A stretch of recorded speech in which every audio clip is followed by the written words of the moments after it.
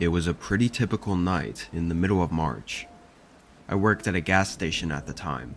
Usually I did afternoon shifts, but every once in a while I'd cover for someone's overnight shift. I had gotten a call in the morning to come in from 10 p.m. to 8 a.m., all of which would count as overtime, so I quickly agreed. I got in and took over for the manager, then sat behind the front counter. It was pouring outside, and supposedly a big storm was gonna roll in later.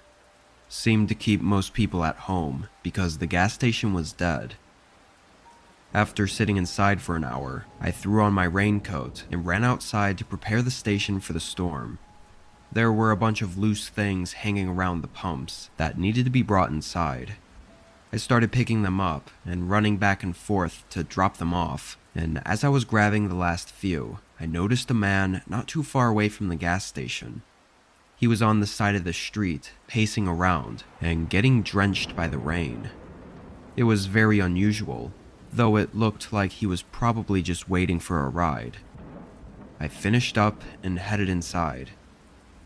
2 hours later, thunder started rumbling in the distance, and soon after, heavy winds and even harsher rain came swooping in.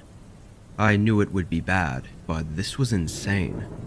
The wind smacking against the sides of the building was actually making the whole room shake, and at one point I even thought the front doors were going to snap off the hinges because they swung open so fast.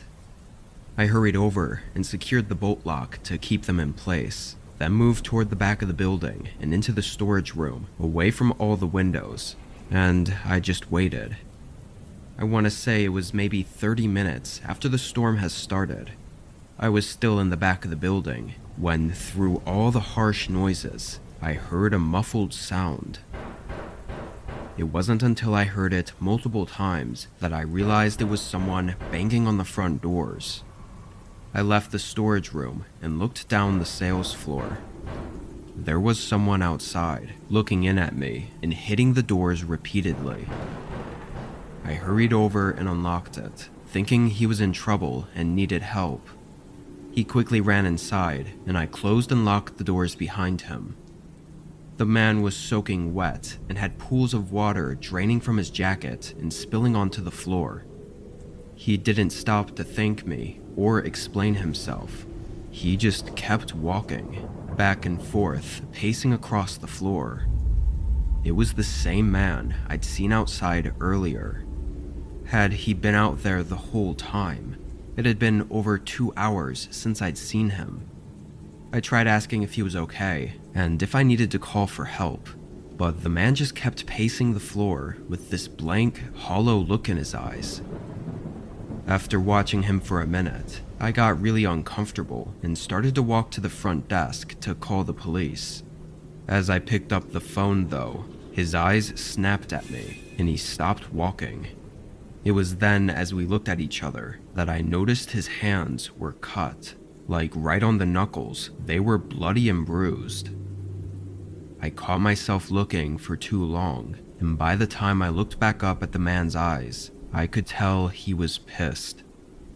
"Don't," he said, clearly talking about me using the phone. I wasn't trying to test him, so I lowered the phone. There were a couple seconds where he just stared at me, like he was thinking about whether or not to do something. But then he turned and continued to pace the floor. The storm picked up outside, chaotically shaking the building and adding to the horror of whatever was happening. I tried to think out all my options as this maniac walked around just feet from me. I could try running, but I'd have to get the door unlocked and outrun him in the storm, which seemed really risky.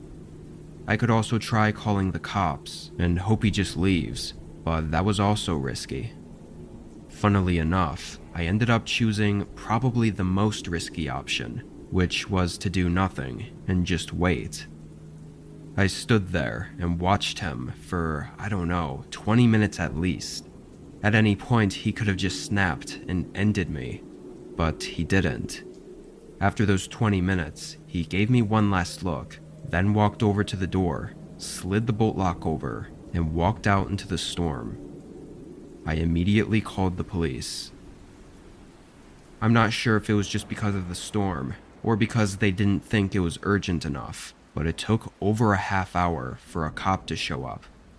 By then, whoever the hell that man was gone. They never found him. When the storm finally passed on the following day, there was a report filed for a missing woman. She never returned home from work that night after leaving the office at 11 p.m. Maybe I'm just connecting completely different things, but the man had clear signs of having attacked someone, with blood and bruises on his knuckles, and the timeline seems to add up.